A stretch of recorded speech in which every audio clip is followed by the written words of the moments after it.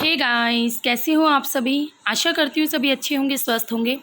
Guys, आज की class में हमारा जो चैप्टर 6 चल रहा है, 2 पार्ट हो चुके हैं इस चैप्टर के, क्योंकि काफ़ी वाइड चैप्टर हैं।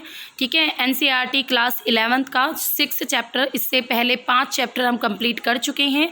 डिस्क्रिप्शन बॉक्स में आपको उन सभी वीडियोस का लिंक मिल जाएगा अगर आप पढ़ना चाहते हो तो। ठीक है, तो और 6 चैप्टर के भी पार्ट 1 और पार्ट 2 बन चुका है। आज की जो ये हमारी वीडियो है ये पार्ट 3 रहेगी। तो अगर आप इस वीडियो को देख रहे हो सबसे पहले, तो मैं आपसे यही कहूँगी कि पहले आप पार्ट 1 देखिए, 2 देखिए, फिर इसके बाद पार्ट 3 देखो, क्योंकि चीज़ें आपस में काफ़ी रिलेट करती हैं।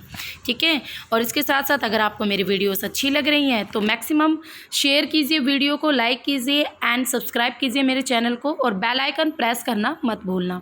ओके, तो इसी के साथ शुरू करते हैं अपनी आज की वीडियो। अध्याय नंबर 6, भू आकृतिक प्रक्रियाएं, जियोमॉर्फिक। ठीक है, तो यहाँ पर हम भू आकृतिक प्रक्रियाओं के बारे में पढ़ चुके हैं। पटल विरूपण क्या होता है, उसके अलावा आपके एक्सोजेनेटिक फोर्सेस क्या होते हैं, एंडोजेनेटिक फोर्सेस क्या होते हैं, अपक्षय यानी वैदरिंग के बारे में हम पूरा डिटेल से पढ़ चुके हैं। ठीक है, कैसे होता है अपक्षय, अपक्षय के अंतर्गत केमिकल वैदरिंग प्रोसेस क्या होता है, और फिजिकल वैदरिंग प्रोसेस क्या होता है, कार्बोनेशन क्या होता है, फ्रीजिंग क्या होता है, ठीक है, तुषार क्या होता है, साल्ट वैदरिंग क्या होता है। तो ये सारी चीज़ें हम कंप्लीटली स्टडी कर चुके हैं लास्ट क्लास में। अपक्षय का महत्व, विशेष प्रभाव। आज की क्लास, आज की जो ये वीडियो शुरू होने जा रही है, ये आपकी शुरू होगी वृहत संचलन से, यानी मास मूवमेंट। मास मूवमेंट, इसके अंतर्गत क्या होता है, इसके अंतर्गत वे सभी संचलन आते हैं जिनमें शैलों का जो मलबा होता है, यानी चट्टानों का जो मलबा होता है, गुरुत्वाकर्षण के प्रभाव के कारण ढाल के सहारे नीचे की ओर स्थानांतरित होता चला जाता है, यानी खिसकता चला जाता है। जैसे वायु है, पानी है, बर्फ़ है, ये अपने साथ क्या करते हैं, मलबे को ना अपने साथ, जैसे पानी है, कोई नदी है, तो वो क्या करेगी, साइड में से किनारों को काटती हुई चलती है, तो वो एक स्थान से दूसरे स्थान को मलबा नहीं ढोते, अपितु मलबा भी अपने साथ वायु, जल और हिम ले जाता है। कई बार क्या होता है ना, ये आपकी जल है, वायु है, हिम, ये तो मलबा ढोते ही ढोते हैं, इनके साथ कई बार क्या होता है, मलबा, जैसे मलबा एकदम पहाड़ी से ढहेगा तो उससे क्या होगा, उसके साथ जो भी बर्फ़ है, बर्फ़ का बड़ा टुकड़ा या बर्फ़ का पहाड़ है, वो भी खिसक कर चला जाएगा, पानी भी अपनी दिशा बदल लेगा, इस तरीके से। तो वृहत की जो संचलन होती है, यानी मास मूवमेंट में, मूवमेंट यानी मूवमेंट होगा हर चीज़ का, इसमें वृहत की जो संचलन होती है, वो उसकी अगर गति की बात करें तो मंद से तीव्र, यानी धीरे धीरे, या फिर एकदम से अचानक से पहाड़ी ढह गई, इस तरीके से भी हो सकती हैं। और पदार्थों के छिछले से गहरे स्तंभ प्रभावित होते हैं, यानी छोटे कणों से लेकर बड़े कण सभी के सभी इसमें प्रभावित होंगे। और इसके अंतर्गत क्या होगा, विसर्पण आ जाते हैं, बहाव बदल जाते हैं, संकलन हो जाता है, पतन हो जाता है। तो ये सभी क्रियाएं इसके अंतर्गत ही शामिल होती हैं। गुरुत्वाकर्षण बल इसमें मेन होता है, इस चीज़ को आप ध्यान रखोगे, गुरुत्वाकर्षण बल इसमें मेन होता है। गुरुत्वाकर्षण बल के सहारे ही जो ढलानी एरिया से जो चट्टानें हैं वो खिसकती चली जाती है, जो पदार्थ है वो बहुत अधिक सक्रिय हो जाते हैं इसमें। यहाँ पर अगर हम बात करें, मैंने आपको पहले बता दिया, गुरुत्वाकर्षण शक्ति सबसे ज़्यादा इंपॉर्टेंट होती है। कोई भी कारक है, जैसे प्रवाहित बहता हुआ जल है, ग्लेशियर है, वायु है, लहरें हैं, धाराएं हैं, ये सीधे रूप से सम्मिलित नहीं होते कभी भी मास मूवमेंट में। क्यों? क्योंकि जो आपका मास मूवमेंट होता है अपरदन के अंदर नहीं आता, ये आपका अपरदन के अंदर नहीं आता। ठीक है, आप इसे अपरदन नहीं कह सकते मास मूवमेंट को। इसमें क्या होता है, पदार्थों का संचलन होता है, और वो भी गुरुत्वाकर्षण की सहायता से एक स्थान से दूसरे स्थान पर मलबा खिसकता चला जाता है। ठीक है, ढाल पर जो आपके बाधक बलों के प्रति अपना प्रतिरोध प्रदर्शित करते हैं, असफल होते हैं, ये आप छोड़ो। अगर कमज़ोर पदार्थों की बात करें, चट्टानें हैं, शैल है, तीव्रता से झुके हुए कोई लेवल है चट्टानों के अलग अलग, खड़े भृगु है, ये खड़े भृगु आपके समुद्री धाराएं बनाती है इस तरीके की आकृति। तीव्र ढाल है, पर्याप्त वर्षा हो रही है, मूसलाधार वर्षा हो रही है, वनस्पति का अभाव है, यानी वहाँ पर किसी प्रकार की कोई वनस्पति नहीं है। तो ये सभी जो कारक ऐसे हैं जो आपके मास मूवमेंट को बढ़ावा देते हैं। तेज ढाल है, सीधा आपका मलबा जाएगा, तेज वर्षा हो रही है तो उसके साथ बहकर जाएगा, वनस्पति नहीं है तो पेड़ों की जड़ें क्या बांधे रखती है ना, तो वनस्पति नहीं है तो उन्हें सीधा मार्ग मिल जाएगा। इसके कई कारक और भी होते हैं, जैसे प्राकृतिक और कृत्रिम कारक, ऊपर के पदार्थों के टिकने के आधार का हटना, ढालों की प्रवणता और ऊंचाई में वृद्धि। ढालों की प्रवणता कैसी है, ऊंचाई, उनकी हाइट किस प्रकार की है, कुछ आपके नेचुरल तौर पर, कुछ आर्टिफिशियल तौर पर भी आपके कुछ पहाड़ियाँ खिसक जाती है। आप कोई ब्लास्ट कर रहे हो उसमें भी पदार्थों के प्राकृतिक और कृत्रिम भराव के कारण उत्पन्न अतिभार, अत्यधिक वर्षा हो गई तो भी उसके साथ बहेगा। ठीक है, ये पदार्थों के संहेक का काम करते हैं और रिपट कर पदार्थ खिसकने लग जाते हैं। मूल ढाल की सतह से यानी अगर हम बात करें बेस में से अगर मान लो कोई चट्टान हट गई नीचे से, तो ऊपर की जो पहाड़ी का हिस्सा वो अपने आप नीचे आएगा। भूकंप आ गया तब भी आएगा। कोई विस्फोट कर रही हैं, वाइब्रेशन है किसी तरीके का, मशीनों का कंपन है, तो उसके तहत भी पहाड़ियों के बड़े बड़े टुकड़े नीचे खिसकने लग जाते हैं। कोई प्राकृतिक रिसाव हो रहा है, भूमि के अंदर से पानी बाहर आ रहा है पहाड़ों के बीच बीच, तो वो कहीं ना कहीं उस पहाड़ी को बीच में से तोड़ने का काम करेगा और वो मलबा नीचे की ओर बहेगा। आपके झीलें हैं, जलाशय हैं, नदियां हैं, इनमें भारी मात्रा में जल इकट्ठा है और ढालों, नदी तटों के नीचे से जल का मंद गति से बहना, तो ये सारे कारक कहीं ना कहीं प्राकृतिक वनस्पति का अंधाधुंध विनाश, पेड़ों को अधिक से अधिक काटेंगे तो अपने आप संचलन होगा ही होगा।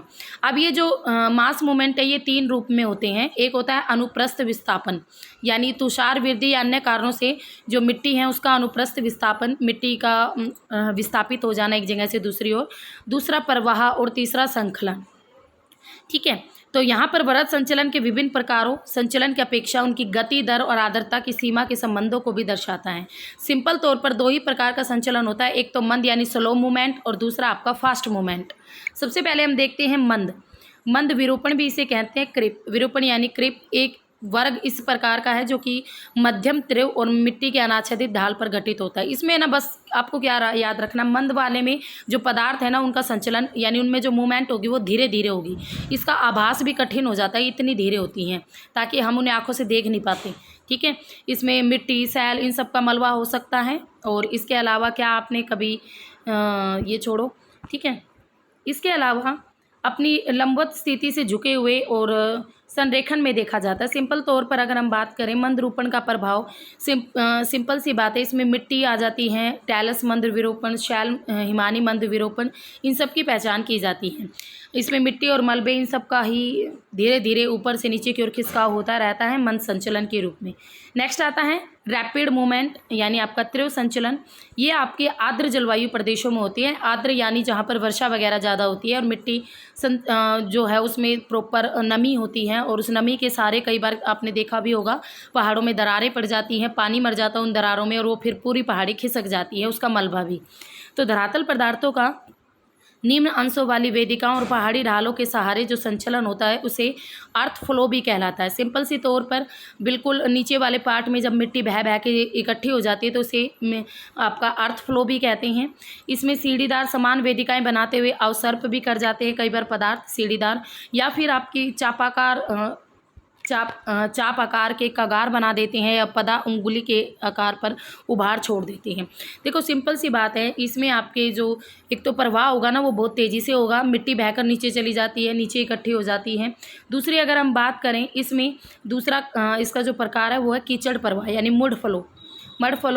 वनस्पति आवरण नहीं होता, भारी वर्षा हो रही है तो इसमें क्या हो जाएगा, मोटे लेवल पर जो जल से संतृप्त हो जाते हैं पदार्थ यानी जो कंकर पत्थर है या मिट्टी है और धीरे धीरे तेज़ी से एक वाहिका यानी नली के रूप में एक नाली के सहारे नीचे की ओर प्रवाहित होने लगती है। ऐसा लगता है कि कीचड़ की नदी चल रही हो। ठीक है, ऐसा हो जाता है कीचड़ की नदी चल रही है क्योंकि उसमें बारिश का पानी भी आता है और गाद कीचड़ ये सब कुछ इकट्ठा होकर चलते हैं। तो कीचड़ प्रवाह वाहिकाओं से बाहर निकलकर पीड़, मांट और मैदान में आते हैं और सड़क, पुल और मकानों की चपेट में लेते हुए बहुत विनाशकारी हो जाते हैं और कई बार इनमें ज्वालामुखी, राख, धूल और भारी वर्षा के कारण ये सारी चीज़ें आपस में मिलकर कीचड़ बन जाती हैं। ठीक है, सारी की सारी चीज़ें मिलकर क्या बन जाएंगे, कीचड़ बन जाती हैं। तो ये था भाई आपका तीव्र संचलन रैपिड।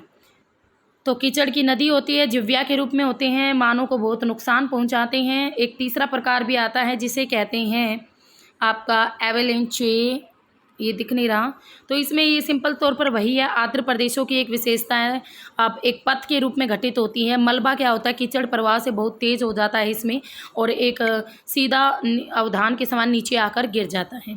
अब यहाँ पर एग्जाम्पल देखो, दक्षिण अमेरिका के एंडीज पर्वत और उत्तरी अमेरिका के रॉकीज पर्वत। देखो 2 क्वेश्चन हो गए। दक्षिण अमेरिका में कौन सी पर्वतमाला है? एंडीज पर्वतमाला। संसार की सबसे लंबी पर्वतमाला है, 7000 किलोमीटर के लगभग इसकी लेंथ है, लंबाई है। उत्तरी अमेरिका की प्रमुख पर्वतमाला रॉकीज पर्वतमाला। ठीक है, तो ये इनमें भी कुछ ऐसे आपके ज्वालामुखी आते हैं जिनमें उद्गार हुआ है पिछले दशक में, और इनके ढलानों पर उद्गार की अवधि में और उद्गार के बाद बहुत सारा कीचड़ है वो बारिश के साथ बहा है। ठीक है, अब ये तो था आपका वृहत संचलन यानी मास मूवमेंट, आपने समझ लिया, कुछ नहीं था, सिंपल सा था, 2 प्रकार का होता है, वो भी समझ लिया। अब नेक्स्ट आता है लैंडस्लाइड। एक्चुअली ये लैंडस्लाइड एक प्रकार का संचलन ही है, ये एक प्रकार का आपका मास मूवमेंट ही है। इसमें आपके सेम वही पहाड़ी जब खिसक जाती है, जो पदार्थ होते हैं वो सूखे होते हैं और उनका आकार और आकृति शैल में अनिरंतरता, प्रकृति और शरण का अंश और ढाल की ज्यामिति पर निर्भर करती है। यानी अगर हम बात करें, जब आपकी लैंडस्लाइड होती है यानी कोई पहाड़ी खिसक जाती है, तो उसमें जो कणों का आकार होगा या आकृति होगी वो किस पर निर्भर करता है? एक तो अनिरंतरता पर, दूसरा शरण के अंश पर, तीसरा ढाल के ज्यामिति पर। इन तीनों पर ही निर्भर करता है कि किस प्रकार के पदार्थ खिसकेंगे। तो पदार्थ के संचलन के आधार पर वर्ग में कई प्रकार के लैंडस्लाइड पहचाने जाते हैं। ढाल जिस पर संचलन होता है उसे पश्च आवर्तन के साथ यानी रोटेशन के साथ शैल मलबा एक या कई इकाइयों के फिसलन को अवसर्पण कहते हैं। सिंपल सी बात है, जहाँ पर आपकी ये मूवमेंट चल रही होती हैं वहाँ पर रोटेशन के साथ जो चट्टानों का मलबा है जब वो कई इकाइयों में फिसलता है तो उसे अवसर्पण कहते हैं।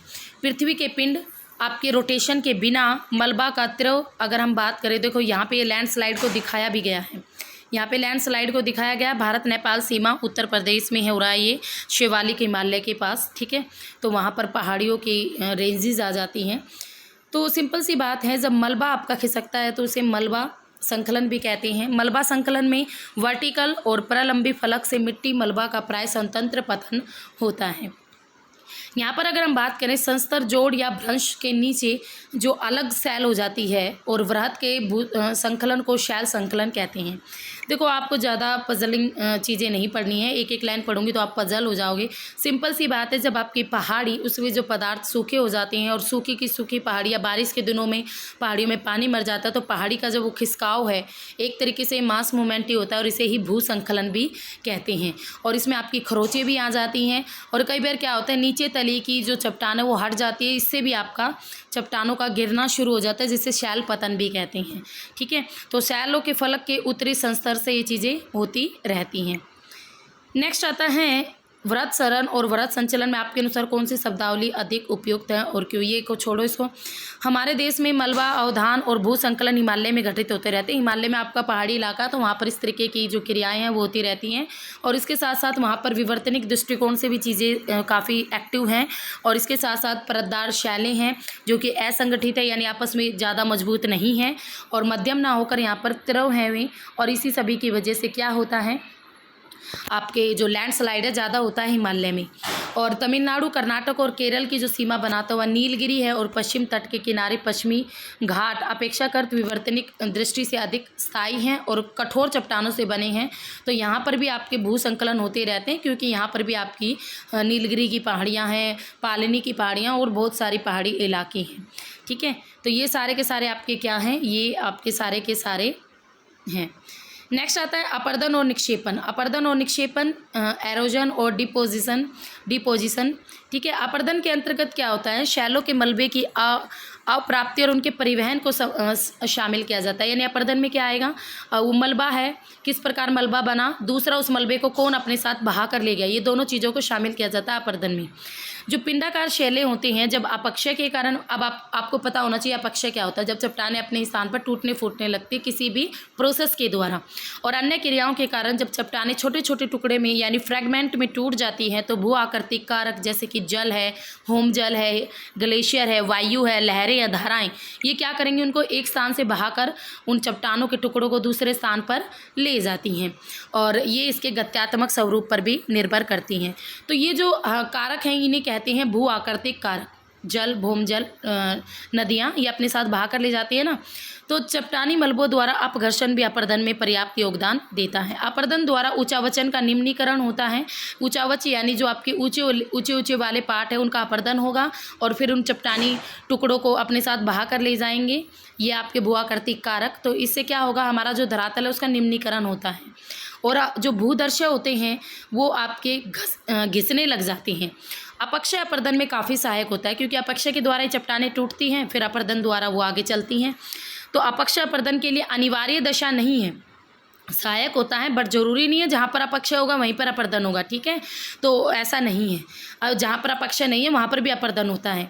तो वृहत संचलन और आपके अपर्दन में काफ़ी अंतर है। वृहत संचलन में आपका जो शैल मलबा है वो गुरुत्वाकर्षण बल के कारण नीचे आधार यानी बेस लेवल की ओर खिसकता चला जाता है, और अपर्दन में आपकी जो जल है, हिमानी है, लहरें हैं, धाराएं हैं, ये मलबे को नहीं ढोते। ये आपका एक तरीके का अपर्दन ही है और धरातल में होने वाले अनवरत परिवर्तन के लिए उत्तरदायी है, ठीक है। तो इन्हें अनाच्छादन के कारक भी कहते हैं, कि नहीं आपकी ग्लेशियर नदियों को, जल को, हिमानी को, लहरों को, ये कहीं ना कहीं आपके धरातल के पदार्थों का अपर्दन करते हैं, उनका परिवहन करते हैं।